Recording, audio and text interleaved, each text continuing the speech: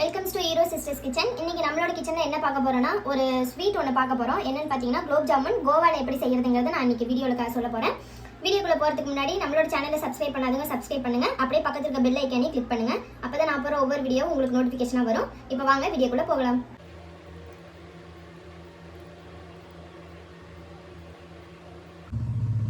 First gulab jamun செய்யறதுக்கு நம்ம சக்கரை பாவு ரெடி பண்ணிக்கலாம். அதுக்கு இந்த மாதிரி ஒரு கடாயில் நான் வந்து ஒரு கப்பு சக்கரை எடுத்திருக்கேன். அதாவது 240 ml கப்பு இது. அதில் வந்து நான் ஒரு கப் அளவுக்கு சக்கரை எடுத்திருக்கேன். இப்போ இதே கப் அளவில் 2 கப்பு தண்ணி சேர்த்துக்கிறேன் நான் இதில்.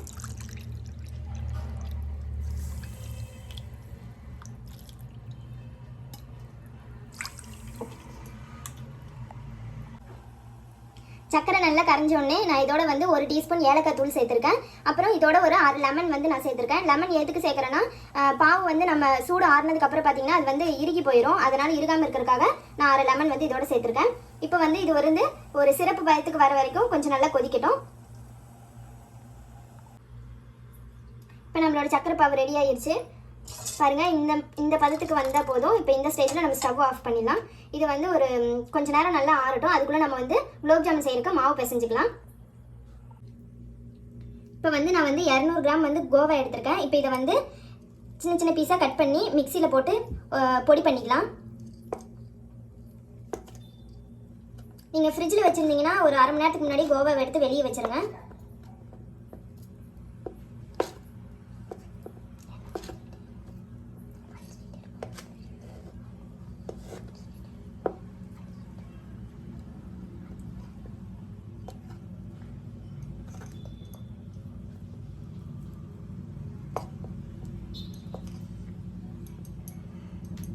இன்னைக்கு வந்து நான் வந்து அன்ஸ்வீட்டட் கோவா தான் நான் எடுத்துக்கிறேன்.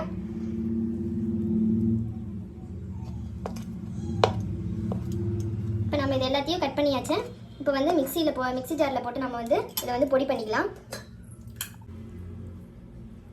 இப்போ நம்ம மிக்சியில் விட்டு நல்லா அரைச்சாச்சு. இப்போ வந்து நம்ம வந்து இதோட ஒரு 4 டேபிள் ஸ்பூன் வந்து நான் வந்து மைதா மாவு எடுத்து வச்சுருக்கேன். அது இதோட சேர்த்துடலாம்.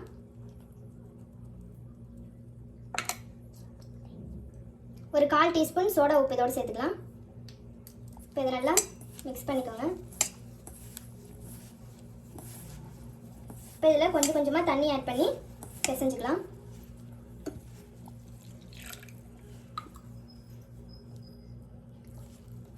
நிறைய தண்ணி ஊற்றிடாதீங்க.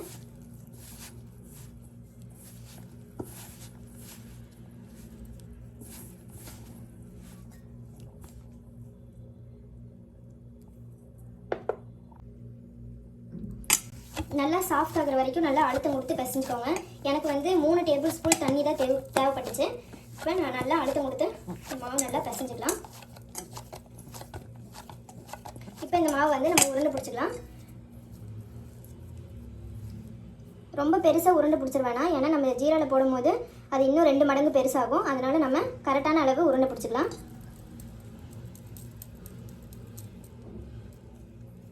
பாருங்கள், இந்த அளவுக்கு இருந்தால் போதும். இப்போ எல்லா மாவையும் நம்ம இந்த மாதிரி உருண்டை பிடிச்சிக்கலாம். இப்போ எல்லா மாவும் இந்த மாதிரி உருண்டை பிடிச்சாச்சு. இப்போ வந்து நம்ம இதை எண்ணெயில் வந்து பொரிச்சு எடுத்துக்கலாம். இப்போ வந்து நான் ஒரு கடாயில் எண்ணெய் வந்து சூடு பண்ணியிருக்கேன். எண்ணெய் வந்து மிதமான சூட்டில் தான் இருக்கணும், ரொம்ப சூடு பண்ணிடாதீங்க. இப்போ வந்து நான் இது உருண்டை பண்ணி வச்சுருக்கேன் குலோப் ஜாமுனை பொரிச்சு எடுத்துக்கலாம்.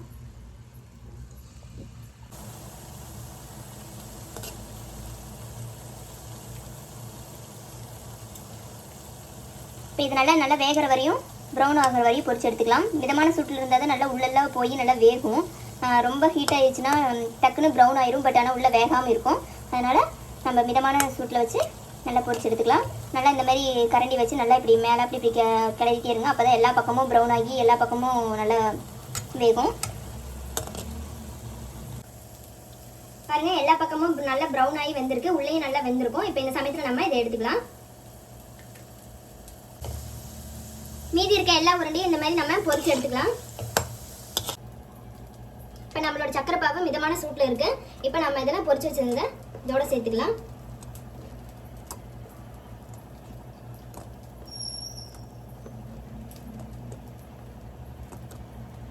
இப்போ இது வந்து ஒரு 3 மணி நேரம் இல்லைன்னா ஒரு 4 மணி நேரம் நல்லா ஊறணும். அப்பதான் வந்து சக்கரை பாவு வந்து அந்த உள்ள போய் நல்லா சாப்பிடும்போது நல்லா சூப்பராக இருக்கும்.